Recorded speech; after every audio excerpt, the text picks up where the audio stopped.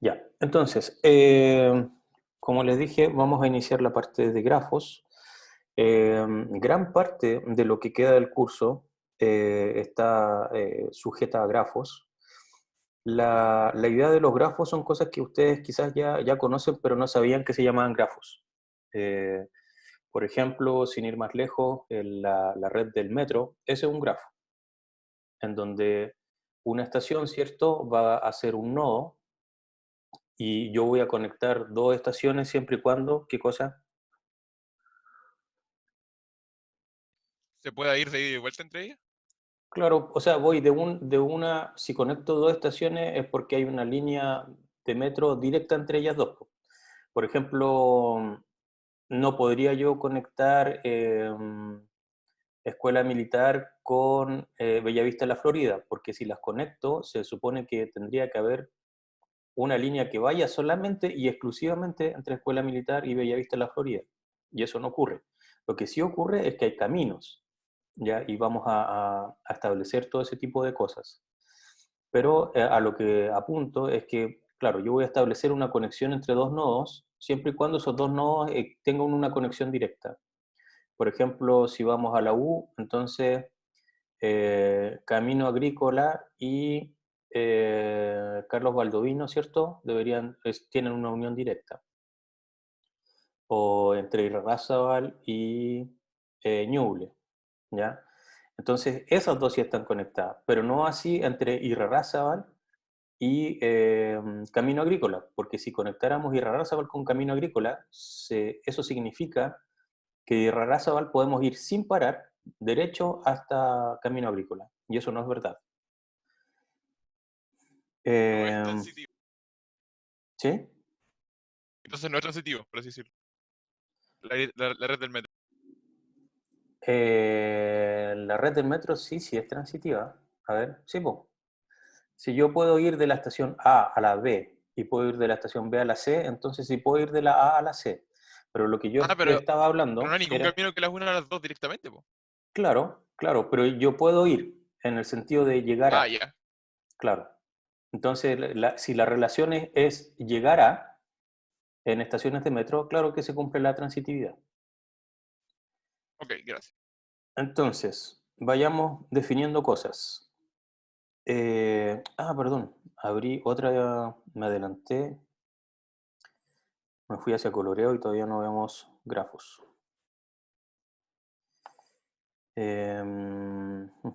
Abrí otra diapositiva, intrografos.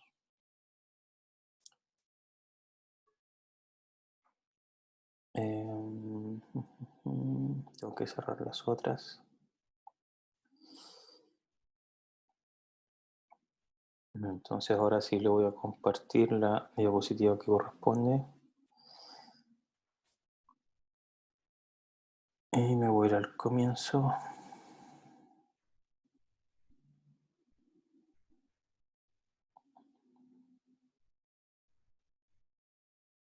Ya, ahora sí. Bien, entonces vamos a partir definiendo algunas cosas. Los grafos nos van a entonces servir para representar situaciones mediante la definición de objetos que van a ser vértices y conexiones entre estos, que van a ser los arcos. Por ejemplo, el transporte público, la malla de la universidad, conexiones eléctricas. Sobre el transporte público ya estábamos hablando nosotros sobre el metro. Entonces, dos estaciones del metro las voy a conectar si es que entre ellas dos puedo ir de la una a la otra y no hay efectivamente otras estaciones de metro entre medio. ¿Ya? Como ya les dije, por ejemplo, entre Universidad Católica y Baquedano, claro, ahí existe una conexión. Entre Baquedano y Salvador también existe una conexión. Entre Baquedano y Parque Bustamante también existe otra conexión. Entre Baquedano y Bellas Artes también existe otra conexión. No así entre Baquedano y Camino Agrícola, como les dije anteriormente, porque eso significaría que hay un camino directo de Baquedano a Camino Agrícola y no hay ninguna otra estación entre medio. Y eso sabemos que no es verdad. Ahora, si lo vemos como la malla universitaria, ¿qué cosas serían los nodos? ¿Los ramos? Claro, los ramos. ¿Y cuándo habría una conexión entre dos ramos? Cuando tienes que aprobar uno para dar el siguiente. Claro, los prerequisitos, correcto. Entonces, por ejemplo, para hacer, o sea, en la malla, mate 1 y mate 2 estarían unidos, ¿cierto? También, si vemos estructuras discretas, requiere de programación y de mate 1. Entonces, va a haber un arco entre mate 1 y estructuras discretas, y también un arco entre progra y estructuras discretas. Pero entre medio, por ejemplo, ustedes tuvieron introducción a la ingeniería, ¿cierto? Y introducción a la ingeniería está unido con estructuras discretas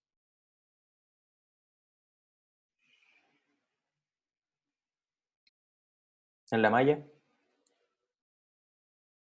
¿Necesitan haber cursado introducción a la ingeniería para tomar discreta? No, ¿ya? Entonces, claro, van a haber nodos que quizás van a estar temporalmente en nuestro diagrama entre medio, pero nuestras conexiones van a pasar, entre comillas, por encima de esos ramos. Es decir, ustedes perfectamente podrían haber no aprobado, no hecho, si quieren, introducción a la ingeniería, y si aprobaron Progra y Mate 1, pueden hacer efectivamente estructuras discretas, que es un curso de tercer semestre, en vez de introducción a la ingeniería, que es de segundo semestre. Entonces tampoco hay cosas así como ya, para pasar a hacer todo, para hacer algo de tercer semestre tienen que haber hecho todo lo de primero y lo de segundo. No, la malla no tiene esa rigidez.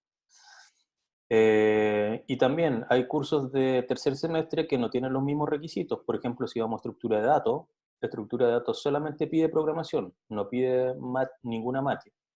Entonces, claro, ahí van a tener otro tipo de conexiones. En las conexiones eléctricas, ¿qué cosas serían nuestros nodos?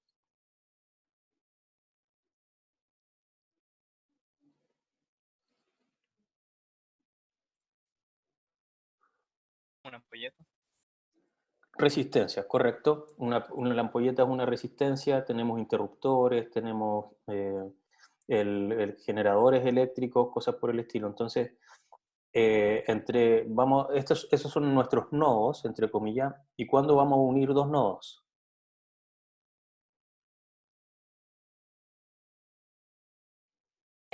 Cuando estén vamos. conectados mediante cables. Claro, cuando tenemos un cable, ¿cierto?, que une esas dos cosas. Esa resistencia con un interruptor, o una resistencia con un transformador, o con lo que sea. Entonces, la idea es que lo que nosotros vamos a aprender aquí con grafos es que la idea de los grafos es una representación del mundo real que nos va a permitir, digamos, hacer distintos tipos de cálculos sobre los grafos, ¿ya? Y de aquí se van a deducir un montón de cosas que son súper, súper relevantes, eh, como digamos, problemas que tienen que ver con coloreo de grafos, grafos bipartitos, un montón de otras cosas más que vamos a ver un poco más adelante, y que tienen una gran aplicación, digamos, en problemas del mundo real. Entonces, empecemos a definir cosas sobre estos grafos. Vamos a hablar siempre de un grafo G, que es algo que depende de un conjunto de vértices, B, y un conjunto de arcos E, ¿ya? Se utiliza B y E porque venimos del inglés, ¿cierto? B es vertex, así que coincide con vértices para nosotros, pero E es edges, que serían nuestros arcos. Entonces, vamos a hablar siempre de grafos, vamos a tener un conjunto finito de vértices, y vamos a decir que un arco va a estar formado por dos vértices, ¿cierto? A, B, siempre y cuando, o sea, y sujeto a que A, B son vértices que están en el conjunto de vértices. Entonces, si existe una conexión, los vamos a unir; si no existe la conexión, no los vamos a unir. Y los arcos pueden unir cualquier par de vértices, pero no pueden unir más de una vez el mismo par de vértices, ¿ya? Más adelante, cuando veamos cosas como grafos dirigidos, es decir, que los arcos van a tener una cierta dirección, ahí sí se puede dar, digamos, que tenga más de una conexión entre dos arcos, pero para la mayoría de los problemas, y salvo para algunas explicaciones y demostraciones a nivel global, incluso que vamos a ver esta misma clase, en realidad en general no deberíamos tener grafos donde tengamos un par de nodos que tengan más de una conexión entre ellos. y dos vértices contenidos en un arco, entonces se les llama adyacentes, ¿ya? Es decir, que de uno puedo llegar directamente al otro.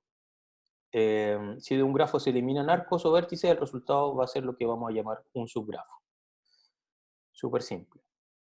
Entonces aquí vamos a empezar a ver representaciones. Aquí tenemos el conjunto de vértices y de arcos. Tenemos los vértices A, B, C, D y Z, ¿ya? Y ahí tenemos algunos arcos. Por ejemplo, aquí, como tengo el arco A, B, entonces aquí en mi representación gráfica debo unir el arco con el arco B. El A con el, ¿cómo se llama? Con el D, el B con el Z, el C con el D y el D con el Z, ¿ya? Entonces, esta es una representación gráfica de esto que aparece aquí, que es el conjunto de vértices y el conjunto de arcos. Entonces, los dibujos son buenos para ver una representación, pero existen formas más adecuadas para su manejo mediante computadores. Y aquí vamos a ver las listas de adyacencia, la matriz de adyacencia, representación enlazada y representación implícita. Entonces, ¿qué cosa sería una tabla de adyacencia? Fíjense que este grafo que vemos aquí a la derecha en su representación, en su dibujo, es el mismo que teníamos anteriormente. Pero ahora, en vez de definir los vértices ¿cómo se llama? Y los arcos como un conjunto de pares ordenados, aquí tenemos la lista de adyacencia. Es decir, para el vértice A, este se va a conectar tanto con B como D. El vértice B se va a conectar tanto con A como con Z. Y así sucesivamente. Entonces, esto es lo que se denomina una lista de adyacencia. Y lo que se utiliza realmente en informática son las matrices. Entonces, una matriz, vamos a tener aquí todos los vértices. Por definición, bajo esta representación, vamos a decir que en realidad no hay autoconexiones, es decir, todas las cosas que estén en la diagonal van a ser 0. Y voy a anotar un 1 siempre y cuando exista una conexión entre este vértice y otro de acá, por ejemplo. A con B, entonces como de A puedo llegar a B, ahí voy a anotar un 1. Y bajo esta representación, si de A puedo llegar a B, también de B puedo llegar a A. ¿Cómo se llama eso?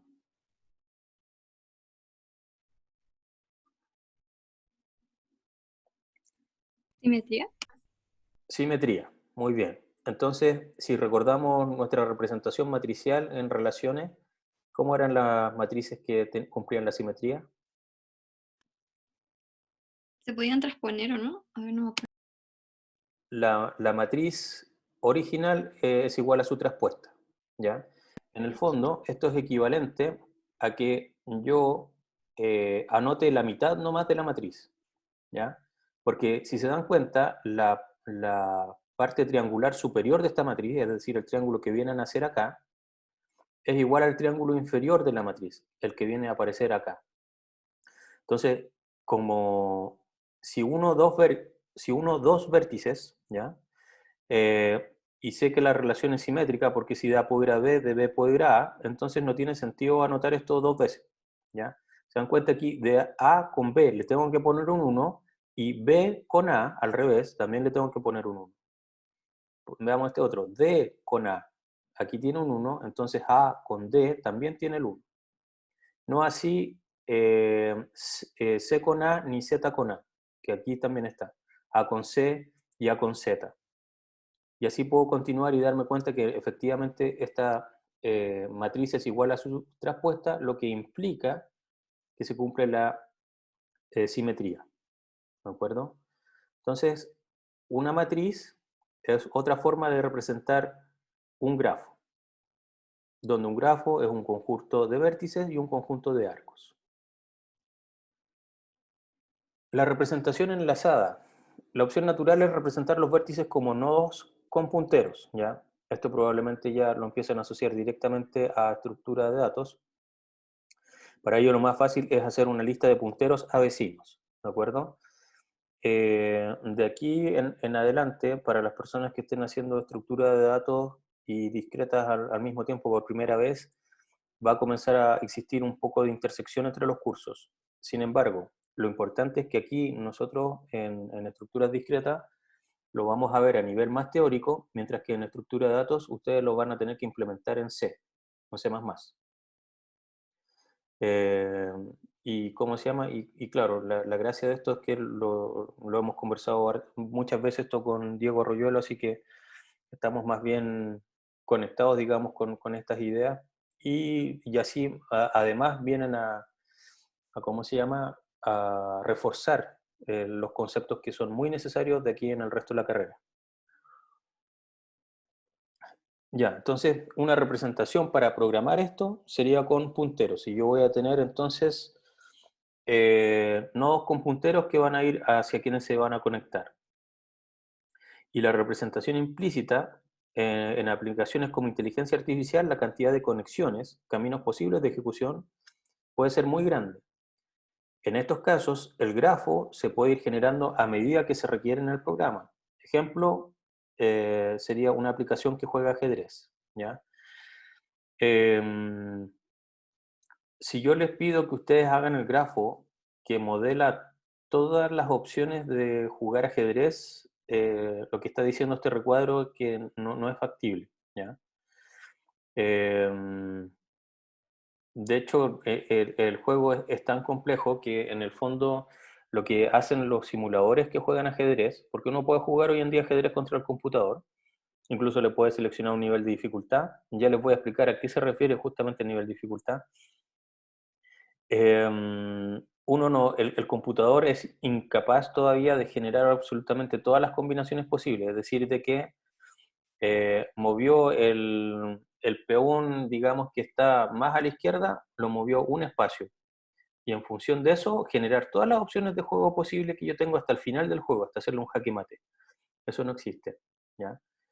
En realidad lo que ocurre es que el computador puede, y más bien simula, varias opciones en función de lo que ustedes jugaron. Entonces, por ejemplo, ya movieron ustedes el peón de más a la izquierda un espacio. ¿Cuántas opciones de juego tengo yo como computador? Para los que sepan jugar ajedrez. Estamos partiendo del juego, esta es la primera jugada. 11, creo. ¿11? No, más. Más. Son como 20. 20, correcto. ¿De dónde salen esas 20?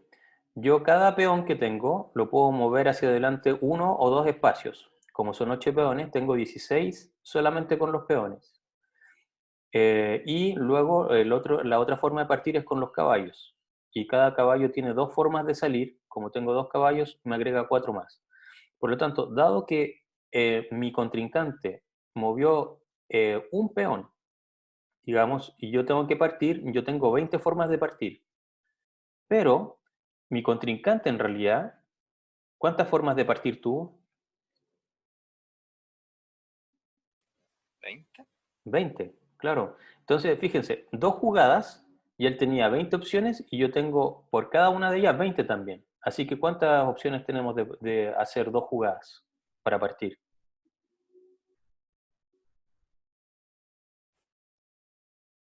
400. Y apenas hemos hecho una jugada él y una jugada yo, ¿ya?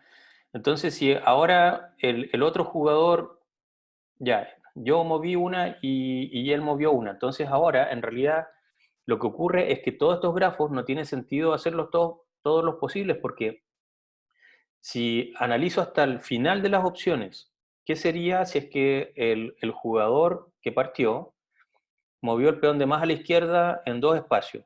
Y resulta que movió el que estaba más a la derecha. Entonces, todos esos casos que partían asumiendo de que el jugador movía su peón de más a la izquierda dos espacios más adelante, en realidad no me sirvieron. Todas esas simulaciones que partieron con esa raíz murieron. En el fondo planifiqué para algo que no ocurrió.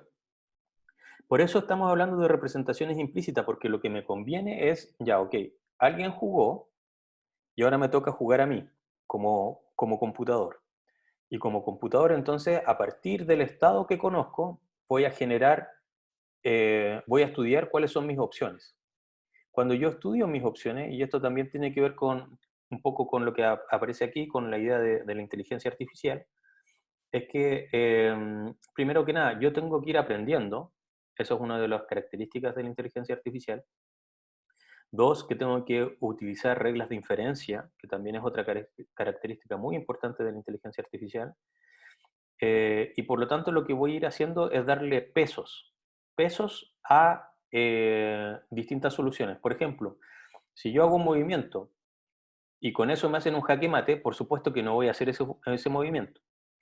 Pero si yo hago un movimiento y, por ejemplo, con eso voy a comer un alfil, ¿ya? Le voy a quitar un alfil a mi contrincante, eso es bien bueno, ¿ya? Quizás es mejor aún si haciendo yo un movimiento le gano una torre. Mucho mejor si le gano una reina. Y mejor aún si le logro hacer un jaque mate. Entonces voy a tener distintos pesos para mis jugadas. Y aquí es donde viene entonces la idea de los niveles de dificultad cuando ustedes están jugando en particular el ajedrez, es que cuando ustedes le ponen jugar en difícil, el computador genera todas las opciones hasta entre 4, 6, incluso hasta 8 niveles más adelante, ¿ya? Y en cambio, entonces cuando ustedes ponen nivel medio, ya quizás va a simular como 3 jugadas más adelante. Y cuando le ponen fácil, claro, va a optimizar localmente, es decir, va a haber una jugada más adelante y no va a haber más allá que eso. Entonces, esas son las representaciones implícitas y cómo los grafos se pueden ir generando a medida que yo voy avanzando en el proceso que esté realizando. ¿De acuerdo? Entonces, hay algunos grafos que los vamos a conocer al tiro, ya conocemos toda la red, sabemos cómo se comporta, como sería el caso del metro, pero hay otros grafos que los vamos a ir generando a medida que va transcurriendo el tiempo y en función de cómo vamos avanzando. Profe, ¿Sí? esos grafos de representación implícita los vamos a ver de forma gráfica, así como con dibujitos. No vamos a ver grafos de representación implícita porque sería demasiado. Vamos a ver solamente grafos ya completos o en función de ciertas reglas. Por ejemplo, ya, se tiene un grafo en donde uno está conectado exactamente a otros 4. Y en ese tipo de grafo hay que buscar alguna propiedad o hay que hacer algo. Pero, ¿cómo se llama? No vamos a ver nosotros cosas como inteligencia artificial aquí, para eso tienen todo otro curso. Y también les falta un poquito más de pasos antes de llegar, digamos, a esa idea. Ahora, aquí lo importante es que, como estamos introduciendo el mundo de los grafos, es que sepan que existan, ¿ya? Desde ya.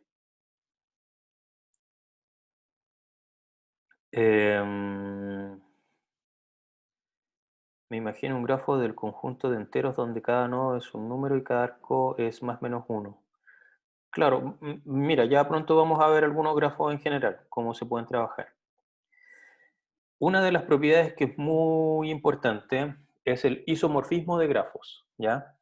La definición es que si tengo dos grafos, G1 y G2, que tienen respectivamente vértices 1 y vértices 2, y arcos 1 y arcos 2, vamos a decir que son isomorfos si existe una biyección, una función biyectiva alfa que vaya de B1 a B2, tal que alfa de U, alfa de B pertenece a los arcos del segundo grafo, siempre que U, B pertenezcan a los arcos del primer grafo. Entonces aquí estamos repasando los conceptos que ya habíamos visto en el primer tercio del curso. Necesitamos definir una función biyectiva. Cuando teníamos una función biyectiva, nosotros sabíamos de que esta función tiene inversa. Entonces, la palabra isomorfo, ¿ya? El iso es igual y morfo es la forma, ¿ya? Entonces aquí lo que estamos hablando es que dos grafos tienen la misma forma. Eso es en palabras, digamos, en lenguaje natural, que es lo que estamos buscando. Estamos viendo si dos grafos, entre comillas, son equivalentes uno con el otro. Y aquí lo que dice es que al buscar isomorfismo solo se deben considerar vértices del mismo grado. Ya les voy a explicar bien qué es lo que es un grado. pero en forma general es muy difícil demostrar que existe o que no existe el isomorfismo. Se sospecha que no existe un algoritmo eficiente para determinar de si dos grafos son isomorfos o no. Entonces, lo que vamos a ver es lo siguiente, y de hecho, ahora aquí ¿cómo se llama? En este curso, de a poquito les voy a ir comenzando a presentar problemas que la informática no puede resolver, digamos, en tiempo humanamente aceptables. Por ejemplo, esto de ver de si dos grafos son isomorfos, claro, aquí dice, se sospecha que no existe un algoritmo eficiente para realizar este proceso. Y aquí, para hablar de eficiencia, lo que estamos diciendo es que efectivamente no se utilice lo que vamos a empezar a llamar desde aquí en adelante algoritmos de fuerza bruta, ¿ya? La fuerza bruta, como la conocemos como texto, significa que en el fondo nosotros estamos haciendo las cosas casi sin reflexionar, comparamos todos con todos, sin utilizar, digamos, un razonamiento un poquito más elevado. Entonces, el punto es que no existen formas eficientes de comprobar de que sean isomorfismos, es decir, que no nos tomen realmente mucho tiempo en saber de si una cosa es equivalente a la otra. Entonces, aquí nace una pregunta, diría, indique si los siguientes grafos son isomorfos. Aquí tenemos un grafo, ¿ya? Y aquí tenemos otro grafo. El de la izquierda está representado por su matriz de adyacencia, el de la derecha está representado por su representación gráfica. Entonces, lo que yo haría aquí, cuando yo estoy buscando isomorfismo, recordemos que lo que me dice la definición es que tiene que existir una función biyectiva tal que si existe un arco en este de acá, en el de la derecha, entonces tiene que existir un arco equivalente en el de la izquierda. ¿De acuerdo? Por ejemplo, aquí, y aquí lo que se utiliza es, por ejemplo, el nodo C. El nodo C es el único nodo entre todos estos que tiene una única conexión. Si es que aquí hay algún nodo que, o sea, si ningún nodo tiene una sola conexión, entonces yo ya puedo decir que no son isomorfos. ¿Por qué? Porque debería existir alguien como CD, ¿ya? Y en particular C yo sé que tiene una única conexión. Entonces, ¿hay alguien equivalente a C en el grafo de la izquierda? T. De acuerdo. Si vamos a la columna de T que está aquí, efectivamente nos damos cuenta que T se conecta solamente, y aquí está, con U. Y entonces, para seguir con la idea de ver si es que existe el isomorfismo, si T es equivalente a C y C está conectado con D, entonces, ¿quién debería ser el equivalente a D? No me queda otra opción que el U, ¿ya? Entonces, suponiendo que U es D, U está conectado a otros dos, que serían tanto el Z como el A. Vamos a ver aquí en la fila del U. El U se conecta con T, ¿cierto? Que ya lo tenía determinado, y se conecta efectivamente con otros dos, con R y con B.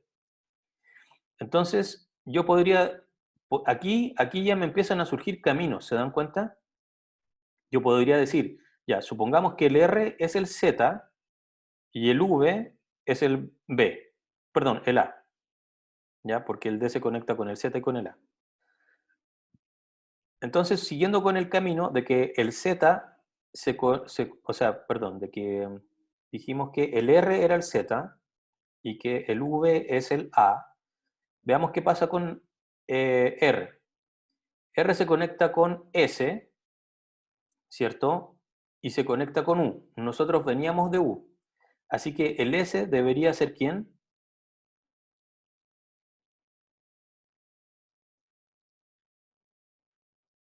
B, correcto. Y veamos ahora por el otro lado, dijimos que el V tenía que ser el A. Así que si vamos a la fila del V, se conecta con el S, ¿cierto? Y con el U. Nosotros veníamos del U. Y aquí está el S, que justamente también se conecta con R, que vendría a ser el equivalente a B. Entonces, seguimos un camino, ¿ya? En donde probamos que el R, le habíamos dicho que era el Z, y el V iba a ser nuestro A. Y por ese camino logramos establecer una asignación 1 a 1 para los vértices que estaban en el grafo de la derecha versus el que está en el de la izquierda. Entonces, como logramos establecer eso, ya inmediatamente decimos que existe una función biyectiva, ya que establece una relación 1 a 1 entre los vértices de acá y de acá, sujeto efectivamente a que se cumplen todas las conexiones. ¿Ya? Ahora alguien me podría decir, pero profesor, ¿y qué pasa si en vez de haber tomado de que el R era el Z, yo digo que el R era el A, ¿cierto? Y que el V era el Z. Bueno, lo que tendrían que hacer es ver si siguiendo ese camino también se puede llegar al mismo grafo. ¿Ya? Si la respuesta es sí, entonces esa sería otra función biyectiva, ¿ya? Que al ser biyectiva también establece el isomorfismo. Entonces, lo que nos acabamos de dar cuenta es que lo que nosotros necesitamos encontrar es una función biyectiva, pero podría haber más de una. ¿Se entendió eso?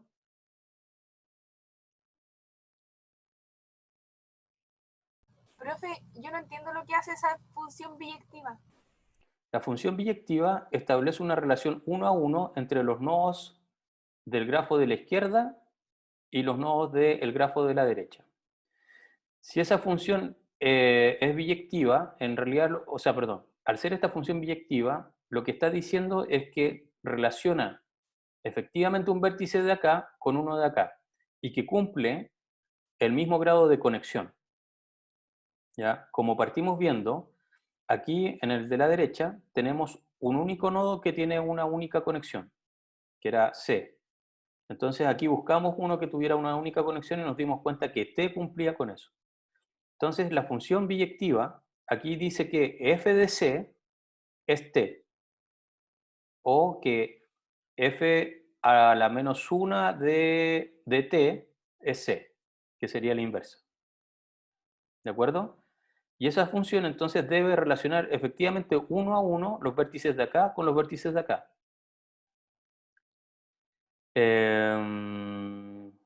¿Cómo se sabe si es inyectiva? Si tanto R como B pueden ser A o ya, ok.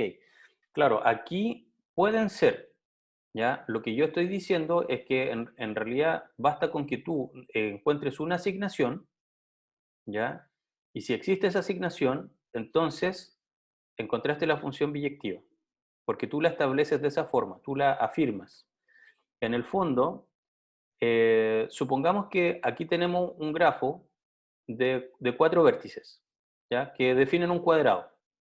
Y aquí tengo la matriz que define eso. En realidad, todos los vértices de acá de la derecha obviamente son equivalentes entre sí. ¿Estamos de acuerdo? Y la matriz que representa ese mismo grafo también todos son equivalentes entre sí.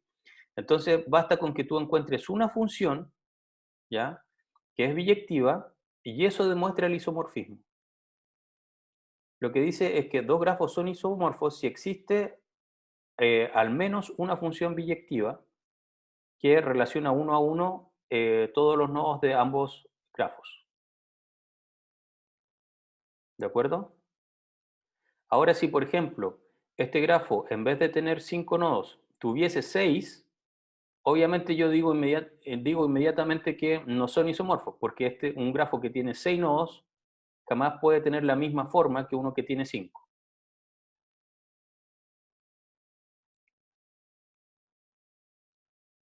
Claro, de hecho, si se dan cuenta aquí, en la siguiente diapositiva, dice que efectivamente los grafos son isomorfos, ya que uno se puede, entre comillas, dibujar como el otro, o bien se puede hacer una matriz de adyacencia equivalente, pero esto no basta, ¿ya?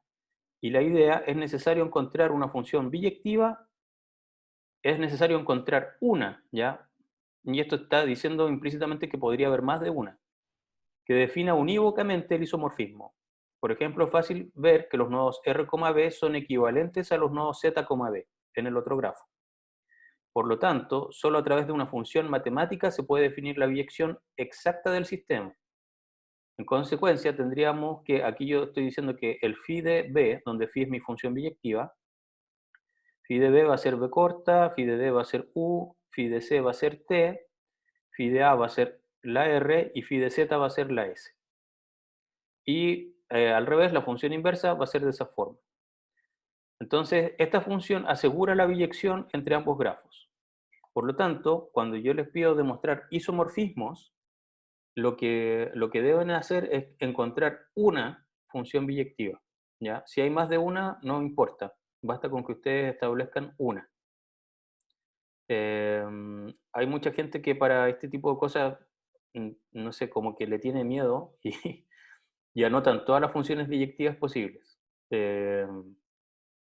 Ahora, ojo que lo que sí no pueden hacer es anotarme, por ejemplo, si volvemos a la anterior, dijimos que habíamos dicho que ¿cuál era? Que R, claro, R podía ser equivalente a Z o E, ¿cierto? ¿Eso habíamos dicho? Entonces, ustedes no me pueden anotar lo que estoy anotando yo ahora. F de R es igual a Z o sea, A o Z.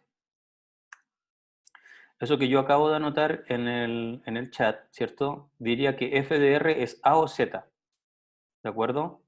O si lo quieren anotar de otra forma, F de R es A. No, sí, esa es la forma, porque si le pongo B corta no se va a entender. ¿Ya? Es A o Z. Eso estaría mal. ¿Por qué estaría mal? Porque esta función yo estoy diciendo inmediatamente que no es biyectiva. Porque estoy diciendo que f de r es A o Z. No. Si yo quiero establecer una función biyectiva, tengo que escoger una. Eso estaría bien. Y esto también estaría bien. Pero lo que anoté antes, no. Tengo que yo establecer la relación 1 a 1 entre los nodos de ambos grafos. ¿De acuerdo? Profesor, Sí. entonces se escoge una de todas las que están escritas ahí. Las demás como que se deducen. O sea, de las que yo escribí en el chat, ¿a eso te refieres? Las que están aquí escritas phi. Sí, claro. No, aquí yo estoy definiendo f de b es b corta, de d es u. En realidad, esta es la función biyectiva, es una. Todo esto es una función biyectiva. Y la otra opción era que intercambiaba el z y el a, ¿ya? Estos dos eran los que podían cambiar. Los otros tres tienen una sola forma de asignarse, dada el tipo de conexión que tienen. Estos dos, en cambio, podrían variar. Entonces, una función biyectiva sería todo esto que tengo anotado, y la otra función biyectiva sería decir que phi de A es S, y que phi de Z es R. ¿De acuerdo? Ya, entiendo. Gracias. Ok. Entonces, para este ejemplo, habían dos y solo dos funciones biyectivas que permitían demostrar el isomorfismo. Si yo les pido demuestren que esto es isomorfo, entonces ustedes deben anotar una y solo una de las funciones que establecen este isomorfismo. Y si alguien me dice, hice las dos matrices y obviamente las dos matrices son iguales, no. La forma que tienen que hacerlo es encontrar la función biyectiva. ¿Ya? Es la única forma que nosotros demostramos formalmente la biyección. Perdón, el isomorfismo a través de la función biyectiva. Algunas cosas sobre algunos grafos típicos, ¿ya? Tenemos los grafos de tipo K sub n, que son los grafos que vamos a llamar completos, de n vértices. Cada uno está conectado con todos los demás. K sub 3, ¿cierto? Entonces tengo que cada vez de estos vértices está conectado con todos los otros de un total de 3. K sub 4 sería de esta forma, K sub 5 de esta forma, K sub 6 de esta forma. Entonces, si yo estoy en un K sub n, ¿cuántas conexiones tiene cada vértice?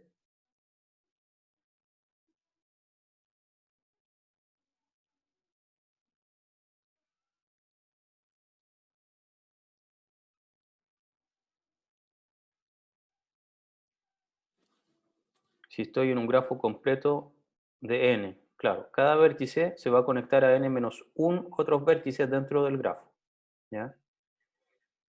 Bien, también existen otro tipo de grafos bien conocidos que son los de tipo ciclo, de n vértices, donde el vértice iésimo está conectado con el iésimo menos 1 e iésimo más 1 y con nadie más, ¿ya? Entonces, si dan cuenta, claro, el C3 y el K3 son iguales, pero luego todos los demás cumple con la propiedad de que cada uno está conectado a otros dos, ¿ya? Y entonces voy a generar un ciclo y tengo que cerrar el grafo, ¿ya? Esa es la idea de un ciclo. También tengo otros que son de tipo rueda. Los de tipo rueda, de n vértices, consiste en un grafo de tipo ciclo de n-1 vértices, más un vértice central conectado a todos los anteriores. Entonces, no puedo tener el W sub 3, ¿ya? Porque significaría que tendría que tener algo de tipo ciclo de 2, y el ciclo de 2 no existe. ¿Por qué no existe el ciclo de 2?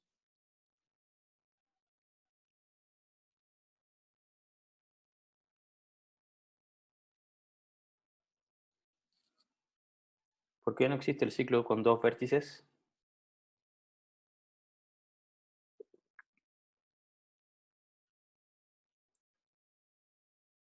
Porque en un comienzo dijimos de que entre dos nodos existía una y solo una conexión, ¿ya?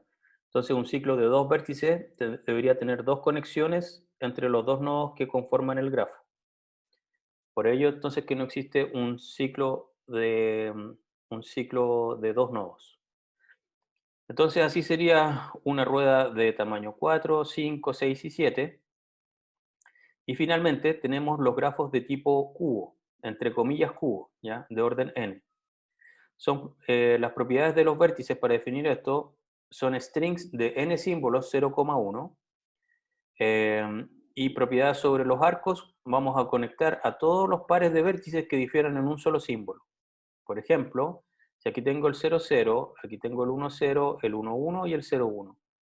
Voy a conectar todos los que difieran en uno y solo uno de los bits, por así llamarlo.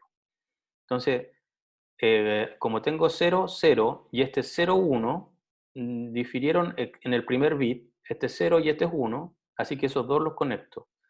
Y este 0, 0 y el 1, 0 también difieren en uno solo, que sería en el primer bit. ¿Ya? Este 0 y este es 1, así que también los conecto. Luego tengo el bit 1, 1.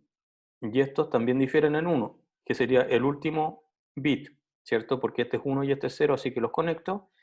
Y este, el de la izquierda con el superior derecho, también difieren en el primer bit, que este es 0 y este es 1, así que también los conecto. En cambio, 0, 0 con 1, 1 no los voy a conectar porque difiero en 2 bits. El 0 es distinto del 1 y este 0 también es distinto del 1, así que ellos dos no los puedo conectar. Si nos vamos, entre comillas, a 3 dimensiones, entonces voy a tener 3 bits. ¿Ya? Voy a tener 0, 0, 0, ¿cierto? 0, 0, 1, como 0, 0, 0 y 0, 0, 1 difieren en 1, los conecto.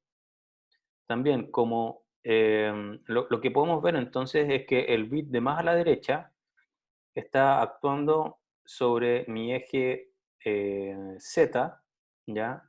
El bit del medio está actuando sobre mi eje X y el primer bit o el bit de la izquierda está actuando sobre mi eje Y, hacia arriba. Hacia arriba tengo Y, hacia el lado tengo X y entre comillas lo que sale de la pantalla, por así decirlo, sería mi Z. Entonces, voy a conectar siempre y cuando exista un solo bit de diferencia. ¿Se dan cuenta? Aquí tengo el origen y este es el que parte del origen, pero se eleva en Y, porque es el bit de la izquierda. difieren en exactamente 1, así que estamos bien. Lo mismo ocurre con el que solamente crece en X, que vendría a ser el segundo bit, y lo mismo ocurre con el que crece solamente en Z, que sería el último bit, ¿ya? Y así puedo conectar Q3. ¿Cómo sería Q sub 4?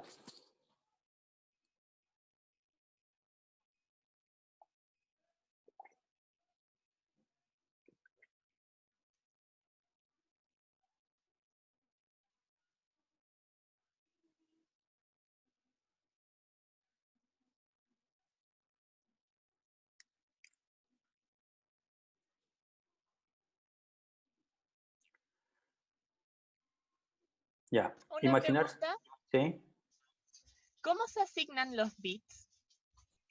¿O ¿Cómo se esos ya hace? los dados, ya los vienen como dados? Es que en realidad lo que estoy haciendo es que si estoy hablando de Q sub 2, en realidad tengo 2 bits, por así llamarlo, ¿cierto? Vamos a decir que este es el primer bit y este es el segundo bit. Y tengo que generar todas las combinaciones posibles de estar apagado o encendido. Apagado 0, encendidos 1. Entonces, eso me va a generar toda mi lista posible de nodos. Y una vez que tengo mis nodos, voy a conectar todos, es decir, voy a hacer un arco entre todos en los que difieran en exactamente un bit. Y si te das cuenta, aquí yo estoy generando todos los bits posibles, todos los números posibles, o strings posibles cuando tengo 3 bits. Y en Q sub 4 serían cuando tengo 4 bits posibles. El primero sería 0, 0, 0, 0, 4 ceros. Y luego, si los voy a ir anotando, tengo 4 ceros, ese sería 1, y también voy a tener ese que está ahí, y también voy a tener este, y también voy a tener ese que está ahí, como lo anoté en el chat, ¿ya? Entonces, si se dan cuenta, el primero que anoté, el que tiene puros ceros, se conecta con esos otros 3, ¿de acuerdo? Y me faltó uno más, ¿cierto? Correcto, me faltó el 0, 1, 0, 0. Entonces, si nos damos cuenta ahora, un bit, el 0, el que tiene puros ceros, se conecta con otros 4 vértices, ¿ya? Y eso se va a cumplir para cada uno de los vértices que voy a tener en mi grafo. Y mi pregunta es, ¿cuántos vértices tiene mi grafo ahora?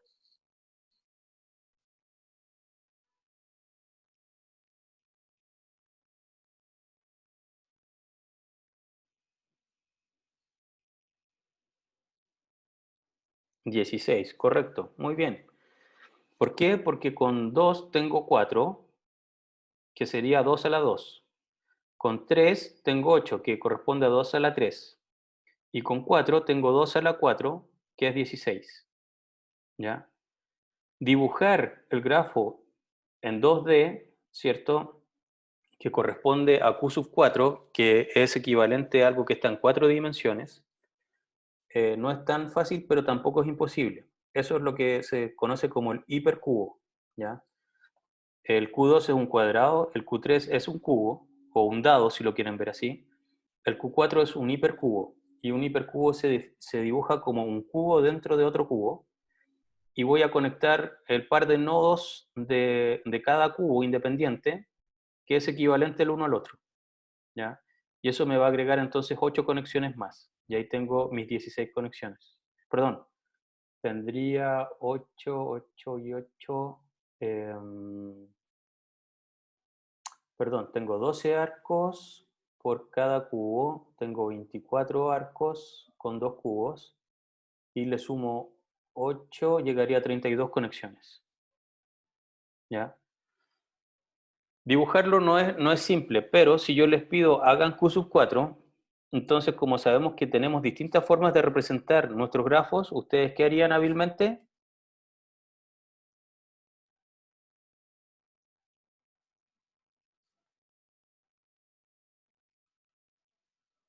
No somos muy hábiles. Sí, no son muy hábiles. La matriz, muy bien, pues hacen la matriz y listo. O hacen la lista de adyacencias si quieren. ¿Ya? Entonces, si yo les pido, hagan el grafo que represente Q sub 4, ¿cómo se puede hacer un grafo? Se puede hacer dibujando los vértices y los arcos, se puede hacer haciendo su matriz o haciendo su lista de adyacencia. Y la matriz es larga, pero no es difícil de hacer. Es decir, tienen que poner 4 ceros, luego 3 ceros y un 1, luego 2 ceros, un 1 y un 0, y así con toda la lista de los vértices, y crean toda la matriz y los conectan, es decir, ponen un 1, siempre y cuando difieran en un y solo un bit. ¿Ya? Y de esa forma se puede resolver el problema, si no se lo imaginan, dibujándolo en 2D. Bien. Ahora sí, formalmente, ¿qué cosa es el grado de un vértice? Es el número de otros vértices conectados al vértice. Es decir, que si tengo un vértice cualquiera, perteneciente al conjunto de vértices, el grado se va a representar por la función delta de b. Y delta de b me va a entregar la cardinalidad del conjunto de todos los arcos E, para el cual mi vértice que estoy calculando su grado, pertenece a dicho arco. Entonces, si volvemos a nuestros dibujos, por ejemplo, este nodo, ya en el K sub 3 tiene grado 2, en el K sub 4 tiene grado 3, en el K sub 5 tiene grado 4, en el K sub 6 tiene grado 5. En cambio, los C, el grado de cada vértice siempre es 2, porque se conecta solamente a otros 2. Si vamos incluso antes y nos devolvemos al grafo que está aquí, vemos que C, el nodo C del dibujo tiene grado 1, D tiene grado 3 y es el único que tiene grado 3. Z, A y B tienen grado 2 respectivamente. Pero la diferencia para el isomorfismo, ¿por qué el B se definía unívocamente? Es decir, en el isomorfismo nos dimos tanto cuenta que el Z como el A podían variar, pero el B no, el B está fijo. ¿Por qué? Porque el D es el único que tiene grado 3 y se conecta a otros dos vértices, Z y A, ¿ya? Que se conectan a su vez a otro vértice de grado 2 que no tiene conexión directa con D. Es como medio enredado, pero en el fondo por eso yo puedo decir que B no tiene más que una opción. En cambio, Z y A sí tienen más de una opción, pueden jugar entre ellos, intercambiarse tanto con R como B corta. Pero, profe, ahí B sigue siendo de grado 2. A es de grado 2, ¿cierto? Porque tiene dos conexiones, y B también es de grado 2, tiene dos conexiones. Ya. El que tiene tres conexiones es dedo, ¿ya? Dedo tiene grado 3. Ok. El problema es que, claro, o sea, si vemos el grafo de la izquierda y el de la derecha, era súper fácil ver quién tenía que ser C y quién tenía que ser D. Porque C es el único que tiene grado 1 y D es el único que tiene grado 3. ¿Ya? ¿Quién es el único que tiene grado 3? U, porque tiene aquí tres conexiones, ¿te das cuenta? En cambio, los demás, ¿cierto? R, S y V, cada uno de ellos tenía dos conexiones. Entonces ahí yo no sabía cuál iba a ser cuál. Pero, si recordamos, para B existe una sola opción. ¿De acuerdo? Para B existe una sola opción, a pesar de que tanto B, Z, A se relacionan con dos vértices. ¿Se dan cuenta? Hay algo súper importante. A partir solamente del grado, me da una pista para ver cómo podría ser el isomorfismo, pero no lo establece, ¿ya? Si se dan cuenta, ¿por qué B es distinto y de Z y de A? Porque B se conecta a dos vértices, ¿cierto? Que a su vez también tienen dos conexiones. En cambio, A se conecta a dos vértices, ¿cierto? Pero uno se conecta a 2 y el otro se conecta a 3. Por eso A y B no son equivalentes. Lo mismo para Z. Z se conecta a un vértice que tiene 3 conexiones y a otro vértice que tiene 2 conexiones. Y si volvemos de nuevo sobre B, B se conecta a un vértice que tiene dos conexiones y otro que también tiene dos conexiones. Por eso no son iguales. O más bien, por eso no son equivalentes. ¿Se entendió eso? No, profe, ¿lo puede explicar de nuevo, por favor? Ya. Fíjate que B, de nuevo, mira, partamos desde cero. Z, A y B son tres nodos que se conectan a otros dos. ¿De acuerdo? En el fondo, si yo llamo a la función delta, puedo decir que el delta de z, lo estoy anotando, delta de z es 2, delta de A es 2 y delta de B también es 2, ¿de acuerdo? Pero la diferencia está en que z se conecta, a los dos vértices que se conectan, sería uno que tiene grado 2 y otro que tiene grado 3. ¿Ya? Entonces lo voy a anotar. Z se conecta a un nodo de grado 2 y otro 3. ¿Ya? Para A ocurre lo mismo. A se conecta a un nodo de grado 2 y otro de grado 3. En cambio, B, ¿qué es lo que pasa con B? B se conecta con dos nodos, pero ambos son de grado 2. ¿Ya? Ah, ya, por eso no puede cambiar entre Z y Por A. eso B se define también unívocamente. ¿Ya? Tiene un solo equivalente en el grafo de la izquierda. ¿Ahora sí? Sí, ahora sí. Perfecto. Y por eso, si se dan cuenta, Z y A son equivalentes entre sí. Y por eso pueden, entre comillas, jugar con la asignación, una asignación distinta entre dos nodos que están en el grafo de la izquierda. No así B, si recordamos B estaba relacionado solamente con V, que era el único que podía ser equivalente en el otro grafo. Ya, entonces, perdón, aquí me estaba saltando ya esto. De esto de los grados, sale este teorema que es muy bonito, que dice que si yo tengo un grafo que se compone de vértices B y arcos E, la sumatoria de los grados de los vértices siempre tiene que ser 2 veces la cardinalidad de los arcos. ¿Estamos de acuerdo en eso, no? ¿De dónde ¿Cuál viene es la eso? cardinalidad de los arcos? ¿Mm? ¿Cuál ¿Perdón? era la cardinalidad de los arcos? La cardinalidad de los arcos es la cantidad de arcos que existe en el grafo. Por ejemplo, si me devuelvo aquí, C4, ¿ya? Tiene 1, 2, 3, 4, ¿ya? Tiene 4 arcos. Entonces, lo que dice el teorema es que la sumatoria de los grados de los vértices tiene que ser 2 veces la cardinalidad de los arcos. Devolvámonos a C4. ¿Cuál es la sumatoria de los grados de los arcos perdón, ¿cuál es la sumatoria del grado de los nodos de C4? 4. No, 8. 8, ¿cierto? Este tiene grado 2, este tiene grado 2, este tiene grado 2 y este tiene grado 2. Entonces sumo 2 más 2 más 2 más 2, eso me da 8, que corresponde efectivamente a 2 veces la cantidad de arcos que existe en este grafo. Veamos si se cumple para C5.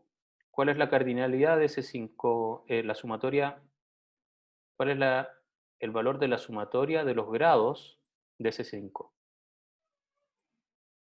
10. 10. Y entonces esto me dice que como tengo 5 arcos, ¿cierto? Multiplico por 2 y ¿cuánto me da? 10 10 también. también. ¿Ya? Entonces para los ciclos se cumple, perfecto, vamos súper bien. Ya comprendimos la idea de esto, hagamos algo más complicado. K6. Entonces tengo que ver cuál es la sumatoria de los grados de mis vértices.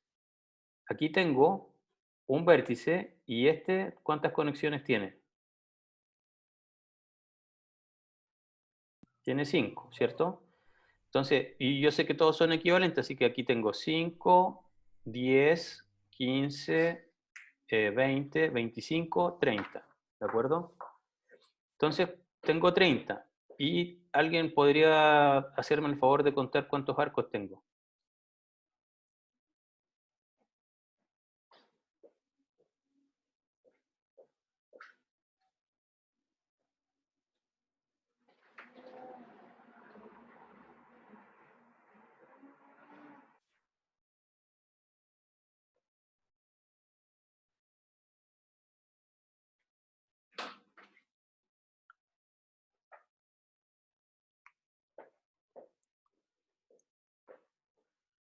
Lo que tiene que ocurrir es que tienen que ser 15, claro.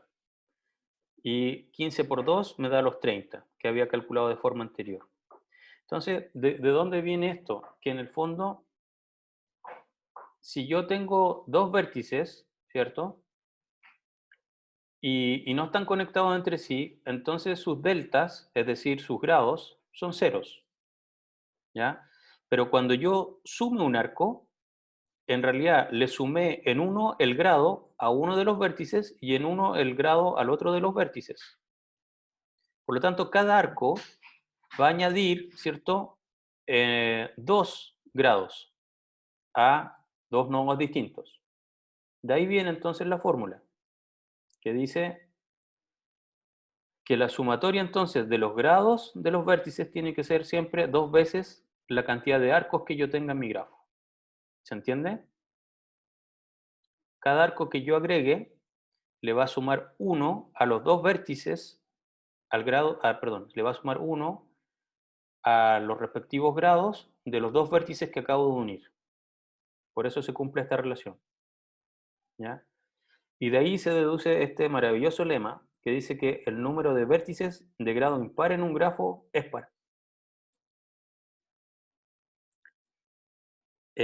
También se llama regular a un grafo que todos sus vértices tengan el mismo grado, ¿ya? El teorema de handshaking es súper bonito, o sea, perdón, el lema de handshaking es súper bonito y incluso también se los podría pedir que lo demuestren, Profe, ¿sí? pero al final ahí dice que el número de vértices de grado impar en un grafo es par. Claro, la Pero cantidad, al final, o sea, la cantidad de vértices de grado impar es par. O sea que yo podría tener 2 vértices de grado impar, o 4 vértices de grado impar, o 6 vértices de grado impar, u 8 vértices de grado impar, 0 vértices de grado impar, etc. ya. La demostración, entonces, lo que les conviene hacer para representar esto, para encontrar la solución a esto, es que deberían dividir el conjunto de vértices en dos conjuntos disjuntos. Por un lado, yo podría calcular la sumatoria de todos los delta, es decir, los grados, de los vértices que tengan grado impar. Y por otro lado, a eso le tengo que sumar la sumatoria de todos los delta de los vértices que son de grado par. ¿De acuerdo? Entonces, ¿qué puedo hacer ahí? ¿Qué pasa cuando yo sumo puros números pares? Obtengo un par también. Obtengo un par, ¿cierto? Y la otra sumatoria era de puros números impares, ¿cierto? Porque eran todos los vértices que tenían grado impar. ¿De acuerdo? Entonces, como yo sé que separé este gran conjunto que está aquí, ¿cierto?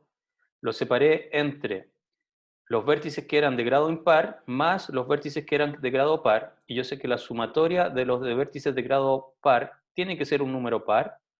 Entonces, ¿qué puedo decir de la sumatoria de los vértices de grado impar?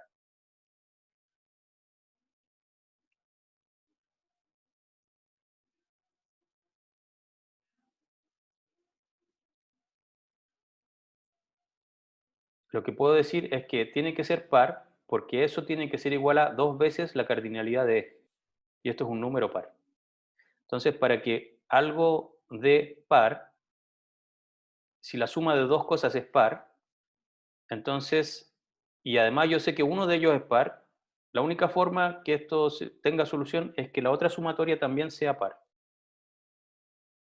Por ahí va, bueno, ahí les dejo ¿cómo se llama? La forma en que se demuestra esto, pero lo pueden realizar ustedes. Bien, más definiciones. Si tengo un grafo G, ¿cierto? Entonces vamos a definir ahora formalmente lo que es un camino, que tiene que ver con lo que partimos discutiendo en un comienzo sobre las líneas de metro, ¿ya? Un camino es una secuencia de vértices tal que B sub i y B sub i más 1 son adyacentes, siendo B sub i y B sub i más 1 vértices de mi grafo, ¿cierto? Y por supuesto que tiene que entonces existir el arco B sub i, B sub i más 1. Un camino simple es un camino en donde todos los B sub i son diferentes.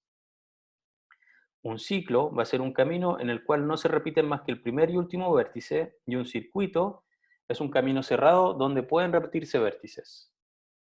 Entonces, por ejemplo, para ir de, ¿cómo se llama? A ver, veamos.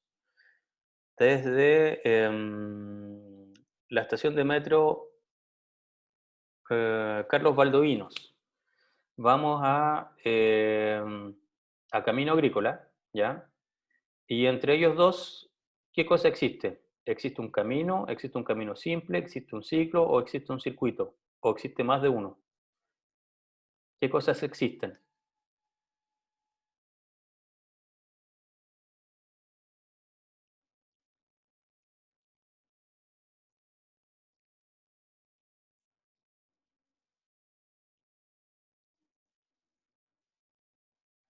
Un camino, ¿ok?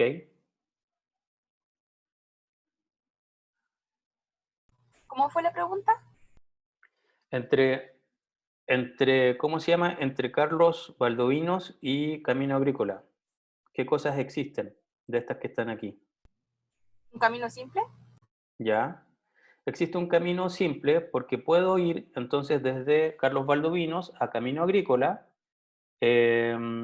solamente siguiendo nodos que son distintos entre sí. ¿De acuerdo? Entonces existe un camino simple. Existe un camino, o sea, pueden repetirse vértices para ir de Carlos Valdovinos a Camino Agrícola. ¿No? O sí, pero tendríamos que dar una vuelta media tonta, ¿o no?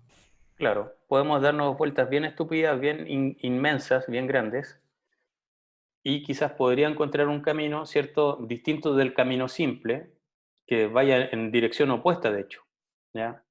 Carlos Baldovino se vaya hacia Baquedano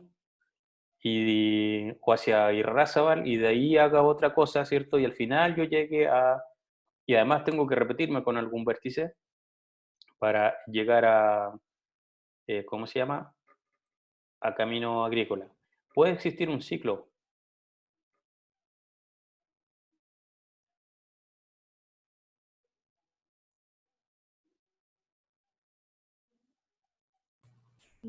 Creo que no.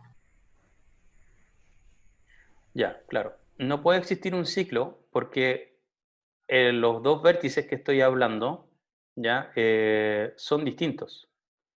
En la idea de un ciclo es que el primer y último vértice se tienen que repetir. Entonces, si utilizo el camino simple, ya eso no forma un ciclo.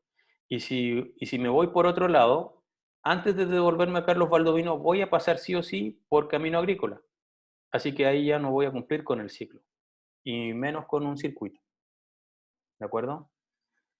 ¿A qué se refiere con repetir el primer y último vértice? Por ejemplo, en un ciclo, la idea es que, a ver,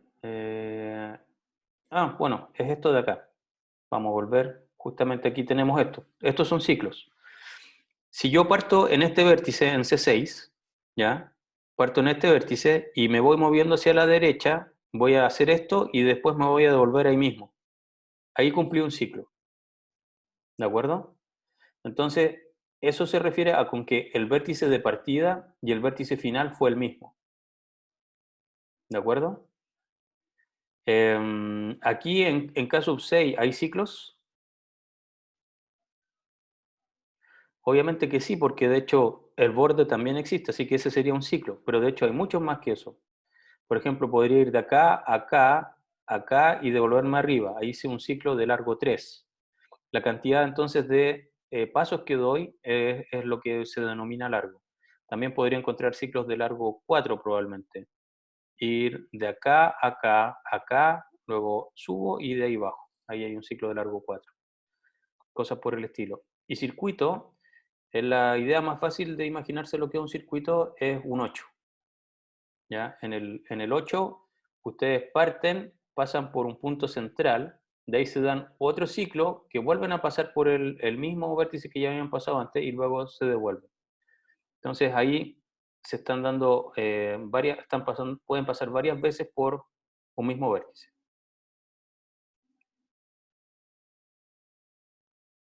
Bueno, es fácil ver entonces que los grafos en realidad existen relaciones de equivalencia, que es justamente lo que se está hablando hoy día. Si tengo esta relación, entonces que es como que lleva a, para estos efectos podemos ver que en realidad un vértice lleva a sí mismo en el fondo es porque ya estoy parado hoy mismo. Entonces, efectivamente se cumple con que es reflexivo porque un camino de 0 arcos cumple con la definición, ya estoy parado hoy mismo. La simetría es que si puedo ir de X a Y, por supuesto que el camino lo puedo utilizar en el sentido opuesto y voy de Y a X. Y es transitivo porque efectivamente si puedo ir de X a Y y de Y a Z, entonces existe un camino que me lleva de X a Z. Grafos conexos. Se llama un grafo conexo a un grafo donde se puede llegar a cualquier vértice desde cualquier otro vértice mediante un camino simple. ¿Ya? Profe, ¿Sí? la diapositiva anterior, ¿eso siempre se cumple para todos los grafos? Es que no entendí cuál es la idea. Que yo puedo definir esta relación, ¿cierto? De llevar a, ¿ya? Y esa es una relación de equivalencia dentro de los grafos. Es decir, que es reflexiva porque de X puedo llegar a X, porque ya estoy parado hoy mismo. Si de X puedo ir a Y, entonces de Y puedo ir a X. Y además que si de X puedo ir a Y y de Y puedo ir a Z, entonces de X puedo ir a Z. Es como los caminos en el fondo. O sea que en el fondo esto te dice, si volvemos al metro, si de Camino Agrícola puedes ir a Carlos Valdovinos y de Carlos Valdovinos puedes ir a Baquedano, entonces de Camino Agrícola puedes ir a Baquedano, ¿cierto?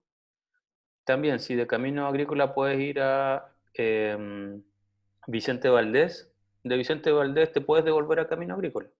Así que también es simétrica y eso se cumple para cualquier par de nodos. Y también es Ya. reflexiva. O sea, en el fondo, si ya estás en una estación, puedes ir a esa misma estación, en realidad nunca te moviste. A eso se refiere. Ya entendí. Gracias. Ok. Grafos conexos. Se llama grafos conexos entonces a un grafo donde puedo llegar a cualquier vértice desde cualquier otro vértice mediante un camino simple. Por ejemplo, nuevamente siguiendo con la red de metro, la red de metro es un grafo conexo, porque desde una estación puedo llegar a cualquier otra, bajo el gran supuesto hoy en día de que la red está toda funcional, ¿ya? Suponiendo que la red está toda funcional, por supuesto que de una estación de metro puedo llegar a cualquier otra. No así si es que yo tuviese un grafo que considera la red de metro de Santiago y la red de metro de Valparaíso. Eso no es un grafo conexo, ¿ya?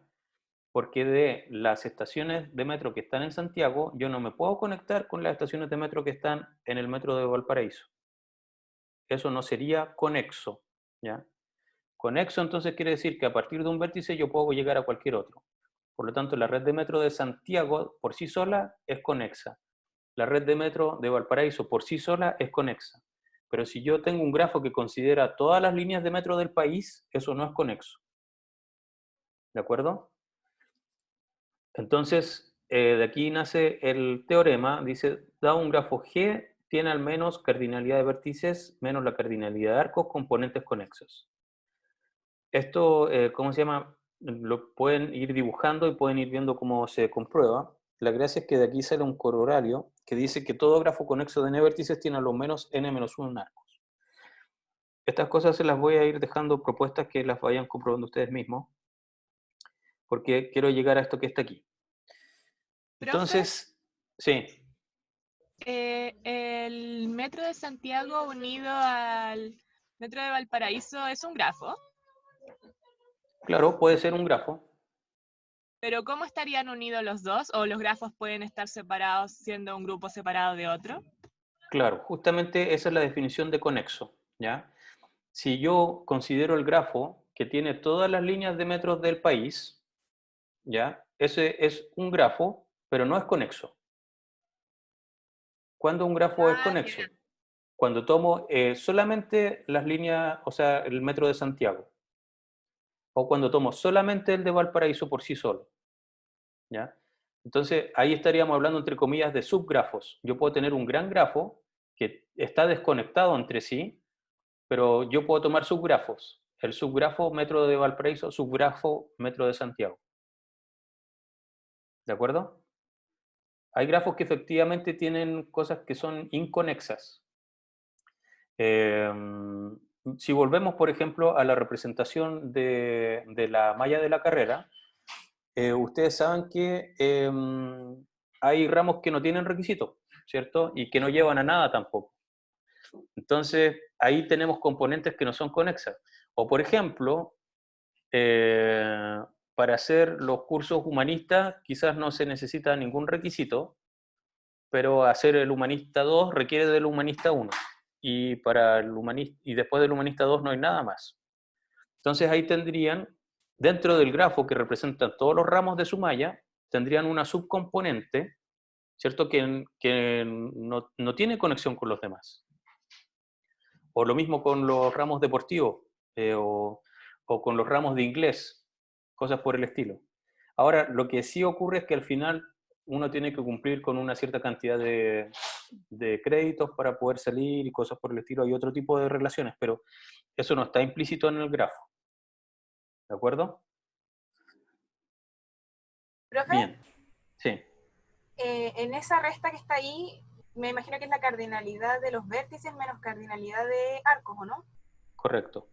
Pero eso no sería un número negativo, porque creo que la cantidad de arcos siempre es mayor que la de vértices, ¿o no?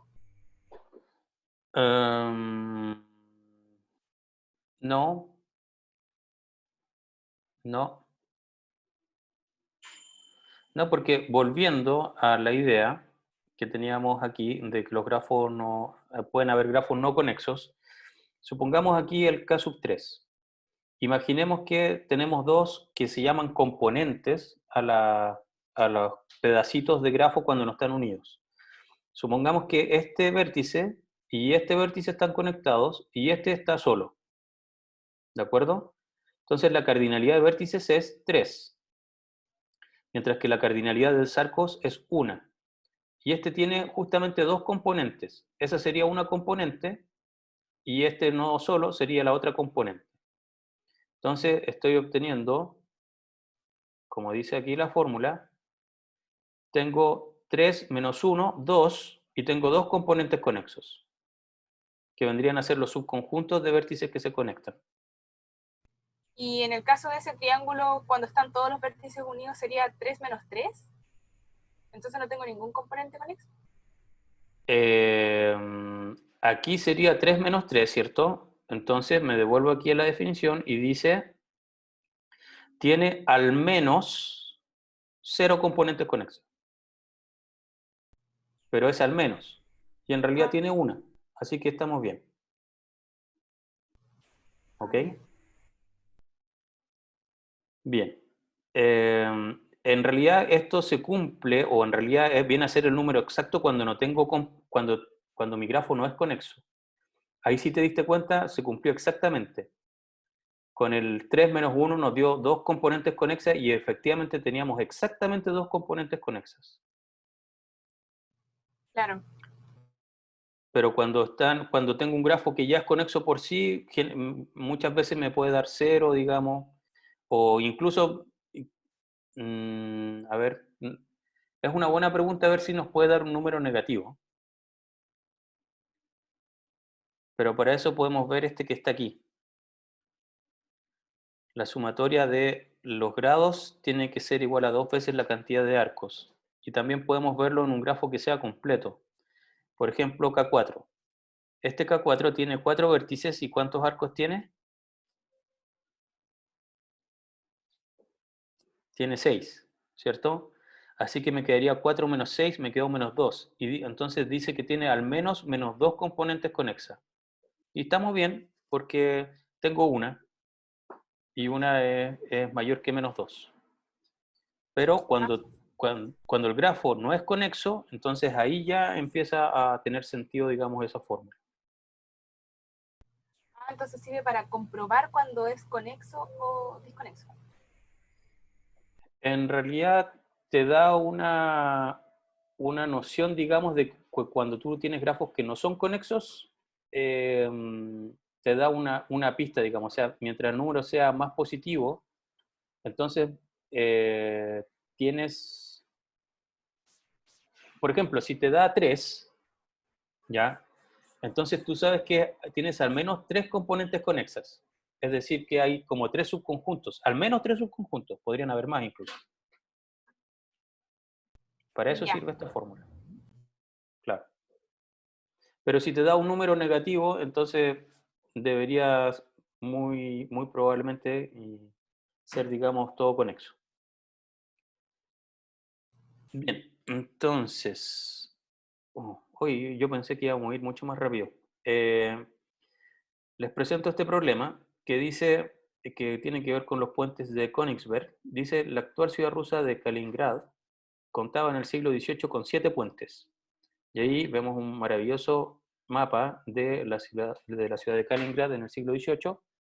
Y ahí tienen los 7 puentes que son las cosas en rojo. Y la pregunta es, ¿puede una persona visitar todos los puentes pasando una única vez por cada uno de ellos? ¿Ya? Y resulta que en ese tiempo, en esta ciudad, vivía Euler. Bueno, Euler si quieren llamarlo así. Vivía Euler y además varios otros matemáticos muy importantes, digamos, de la época, contemporáneos, y ellos se cuestionaban si era posible o no. Ahora, en realidad nadie nunca lo había logrado, jamás. Pero, como eran matemáticos, el punto era demostrarlo. No basta decir, no, en realidad ya llevamos siglos intentando cruzar los puentes y no se puede, entonces no se puede. No, hay que demostrarlo matemáticamente. Y Euler, entonces, utilizó la noción de grafos para demostrar esto, que no se podía. Entonces lo demostró en 1735 y aquí hay otra representación, digamos, obviando, digamos, el mapa, pero cuáles son las conexiones. Entonces, la explicación, cada vez que visito una masa de tierra, a eventual excepción del punto inicial y final del recorrido, debe haber una cantidad par de puentes, tanto para entrar como para salir de dicho sector. Y esto no se cumple en Königsberg, por lo tanto la tarea es imposible. Entonces, por ejemplo, aquí, si yo parto aquí abajito en el terreno que está abajo y voy a la isla, ¿ya? Entonces aquí yo puedo entrar y necesito otro para salir, y no puedo salir por el mismo que ya entré, porque ahí me repito. Entonces la idea es pasar una única vez por cada puente. Si utilizo el 5 y luego el 1, ya ahí voy bien. Luego probablemente yo podría utilizar el 2 y el 6, ¿de acuerdo? Y entonces hasta ahora he visitado el 1, el 2, el 5 y el 6. Y ahora la única opción que me queda es utilizar el 7. Y del 7 podría utilizar el 3 o el 4. Pero ojo que no puedo volver a pasar por otro puente. O sea, por un puente que ya visité. Si visito el 4, entonces ya me quedé sin ningún puente para volver a entrar a la isla y poder visitar el 3. Y si visito el 3, entonces todos los demás puentes que tenía ya los ocupé anteriormente. Por lo tanto, lo que utilizó Euler es decir que salvo utilizando, o sea, a excepción del punto inicial y final, por cada masa de tierra, es decir, las masas de tierra vienen a ser nodos aquí para nosotros. Por cada nodo debería yo tener una cantidad par de arcos para poder entrar a ese trozo de tierra o a ese nodo y otro para poder salir. Y si tengo que volver a pasar, tengo que poder volver a pasar por otro y volver a salir por otro. Y si se dan cuenta, el vértice que no permite cumplir eso sería en la Tierra, la isla que está aquí, porque este tiene 5 conexiones. Incluso si parten por aquí, por el que tiene 5 conexiones, porque también se podría, ese no tiene por qué cumplir que pase por, que tenga 2 puentes, uno para entrar y para salir. Pero, ¿qué ocurre si partía acá? Entonces debería poder terminar acá. Pero este, ¿qué cardinalidad tiene? Tiene 3. Ok, entonces, efectivamente, esos dos no tienen por qué cumplir. Pero, ¿qué pasa con el vértice de arriba y el de abajo? ¿Cuál delta tienen? ¿Qué grado tienen? 3. 3, y eso es impar. Entonces, lo que dice esto es que debo tener, que puedo tener 2 nodos impares, pero todos los demás deben ser pares. Y aquí nos damos cuenta que todos los nodos, es decir, todos los terrenos, son de grado impar. Este de aquí abajo tiene grado 3, este de aquí de la derecha tiene grado 3, el de arriba tiene grado 3 y la isla tiene grado 5. Entonces, de aquí vienen estas famosas definiciones. Me voy a saltar el de Hamilton porque ese es otro caso particular, pero camino de Euler y circuito de Euler. Va a existir un camino de Euler, es un camino que pasa por todos los arcos, ¿ya? Y un circuito de Euler es un circuito que pasa por todos los arcos. Y gracias al teorema de Euler, entonces podemos deducir que si tenemos un grafo conexo, es decir, que a partir de un vértice puedo llegar a cualquier otro, entonces va a haber un camino de Euler si y solo si hay exactamente 2 vértices de grado impar, parto en uno, de hecho, y voy a terminar en el otro, y va a haber un circuito de Euler si y solo si todos los vértices son de grado par. ¿De acuerdo? Eso fue lo que demostró Euler con su teorema. Y por eso no se podían cruzar todos los puentes de Königsberg pasando una única vez por ellos. Así como existe esta propiedad de Euler, Hamilton ya hizo algo equivalente, pero pasando por los vértices. Un camino hamiltoniano es un camino simple que visita todos los vértices, ya, sin repetirse los vértices ahora. Y un ciclo hamiltoniano es un ciclo que contiene a todos los vértices de un grafo. Entonces, Euler no me puedo pasar 2 veces por un arco y en Hamilton no puedo pasar 2 veces por un vértice. Esa es la diferencia. ¿Todos claros? Profe, el Sí. de Hamilton implicaría que no se puede usar tampoco el mismo arco para llegar. No, si puedo pasar 2 veces por el mismo arco. O sea, en realidad, a ver, no hay restricciones sobre los arcos, ese es el punto. Pero está como implícita, según yo. O sea, si lo pienso, si yo voy a un vértice desde otro, no me puedo devolver con el mismo arco, así que no puedo usar ese arco de nuevo. Es que lo que dice es que tengo que visitar una única vez todos los vértices.